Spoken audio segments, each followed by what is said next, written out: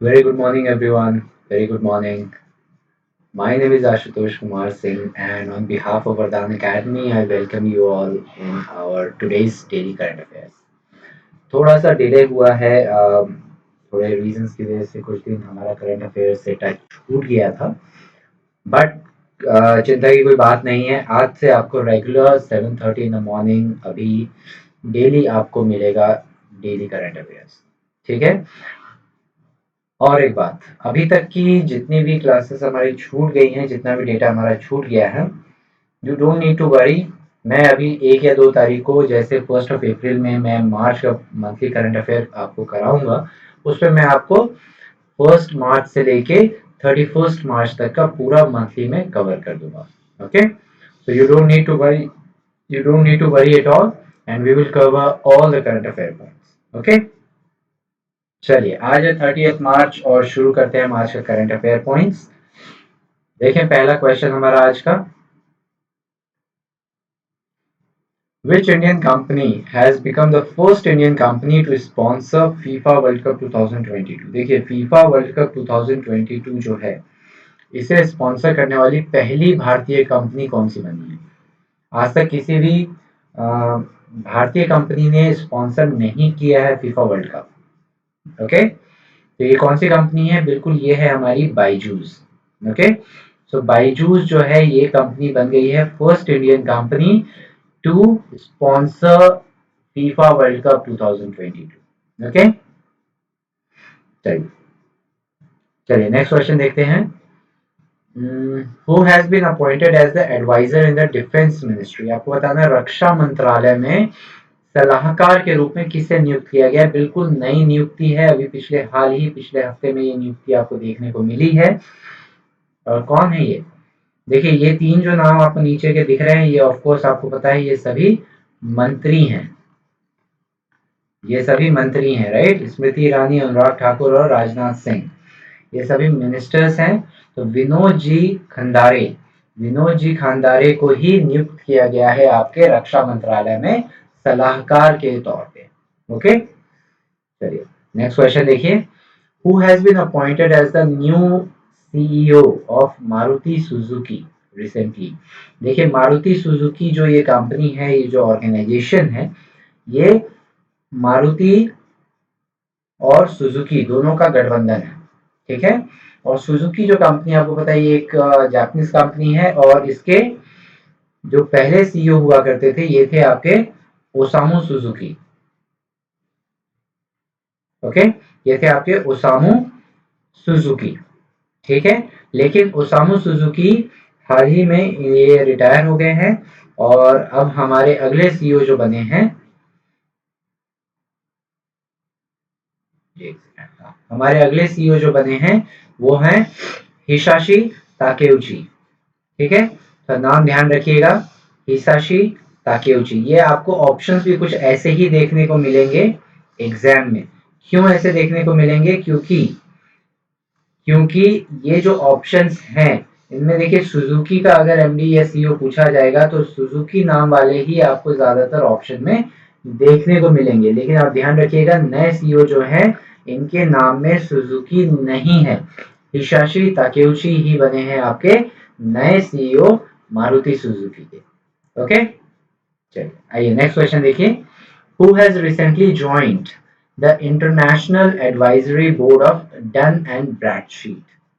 अब बताना है आपको डन एंड ब्रैडस्ट्रीट जो है इसके इंटरनेशनल एडवाइजरी बोर्ड, ठीक है, इंटरनेशनल एडवाइजरी बोर्ड, इसके आपको बताना है कौन नियुक्त किए गए हैं, कौन यहाँ पे ज्वाइन किया है किसने। ठीक है, इसमें कौन शामिल हो गया है इस बोर्ड में? तो देखिए ये एक भारतीय हैं जो इस बोर्ड में अब शामिल हुए हैं, और इनका नाम है बिल्कुल रजनीश कुमार। ठीक है, रजनीश कुमार जी अब आपको दिखेंगे international advisory board of Dun and Bradstreet में। ठीक है, चलिए नेक्स्ट क्वेश्चन देखिए। Who has recently won the 2022 governors award? देखिए 2022 का जो गवर्नर्स अवार्ड है ये किसे मिला है ये आपको बताना है। देखिए ये है आपके जो व्यक्ति हैं, ये गवर्नर हैं, किस चीज के गवर्नर हैं? ये गवर्नर हैं आपके central bank of Chile. Central bank of Chile, it is the national bank of Chile, याद रखिएगा, जैसे हमारा स्टेट बैंक ऑफ इंडिया है ना, उसी प्रकार से वहां का सेंट्रल बैंक है ये, सेंट्रल बैंक ऑफ चिले। ठीक है, वहां के गवर्नर है ये, सॉरी हमारे देश का एसबीआई नहीं, आरबीआई। जैसे हमारे यहाँ पे रिजर्व बैंक ऑफ इंडिया है, वैसे ही सेंट्रल बैंक ऑफ चिले है। यहाँ के गवर्नर हैं आपके मारियो मार्सेल। मारियो मार्सेल जी ही को ही बनाया गया 2022 के गवर्नर अवार्ड से इन्हें सम्मानित किया गया है। ठीक है, ध्यान रखिएगा, आपसे ये पूछा जा सकता है ये किस बैंक के गवर्नर हैं, तो ये है सेंट्रल बैंक ऑफ चिले के गवर्नर। ओके, चलिए नेक्स्ट क्वेश्चन देखिए, which paramilitary forces 187th raising day was celebrated on March the 24th। 24 मार्च को किस अर्धसैनिक बल का 187वां स्थापना दिवस मनाया गया है? चलिए बताइए कौन सा है ये 187th रेजिंग डे मनाया गया इस पैरामिलिट्री फोर्स का, बताइए कौन हो जाएगा ये? बिल्कुल ये है आपका असम राइफल्स। ठीक है, ध्यान रखिएगा, असम राइफल्स का 187th रेजिंग डे सेलिब्रेट किया गया है।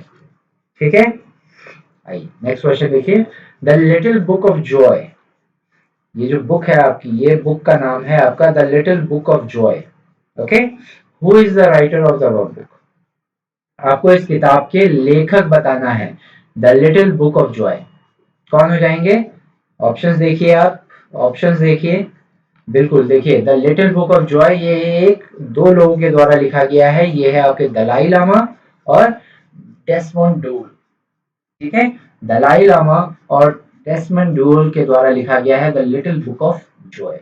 ओके, चलिए next question, what is the estimation of GDP of India for 2022 by UN? देखिए पिछली बार आपको मैंने जब बताया था, यूएन ने करीबन 6.4 का एस्टिमेशन दिया था, पहले 6.4 का एस्टिमेशन दिया था 2022-23 के लिए भारत की जीडीपी का, लेकिन आपको पता होना चाहिए ये अब गिर के कितना दे दिया है, ये हो गया है 4.6। तो यूएन के द्वारा 2022 में भारत का जीडीपी 4.6% रहने का अनुमान दिया गया है। ठीक है, आपको गौर करने की बात यह है कि ये अनुमान कम हुआ है, 6.4 से 4.6% हुआ है। यहां तक कि आपको पता है इंडिया रैंकिंग्स मैंने आपको ये कराया भी था, इंडिया रैंकिंग्स में कितना दिया था? ये दिया था 10.6%, इन्होंने भी गिरा के कितना कर दिया है? 8%। ठीक है, तो देखिए हर एक जितनी भी रैंकिंग्स हैं, इस साल जो आपको स्टार्टिंग में, ईयर के स्टार्ट में जो आपको लॉकडाउन वगैरह देखने को मिले थे, उसकी वजह से आपको ये थोड़ा सा रैंकिंग डाउन होती हुई दिख रही है।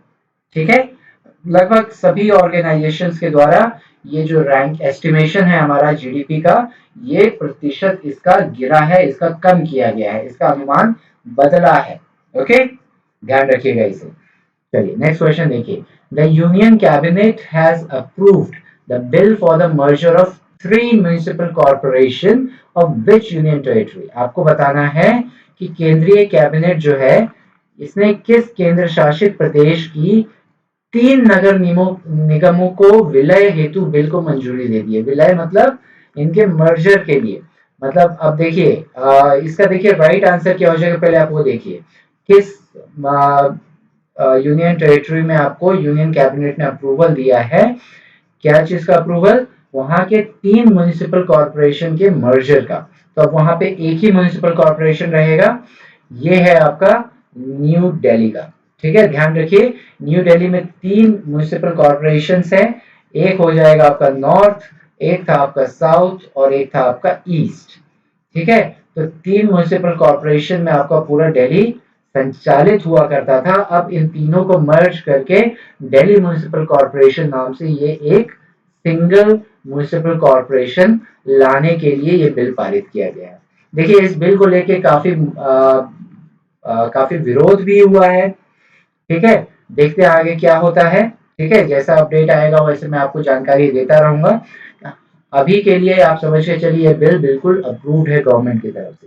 देखिए इशू यह है कि म्युनिसिपल कॉर्पोरेशन को समझा जाता है कि वो राज्य सरकार की राज्य सरकार के अंतर्गत आता है ये मामला, किंतु यहाँ पे केंद्रीय सरकार ने इसके ऊपर ये निर्णय लिया है और किस मुद्दे पे लिया है ये बोलते हुए लिया गया है कि देखिए केंद्र शासित प्रदेश जो है वहां के सभी मामले सीधा केंद्र सरकार के अधीन होते हैं, तो वहां के म्युनिसिपल कॉर्पोरेशन से लेके कोई भी डिसीजन लेने के लिए आपकी केंद्र सरकार बिल्कुल सक्षम है।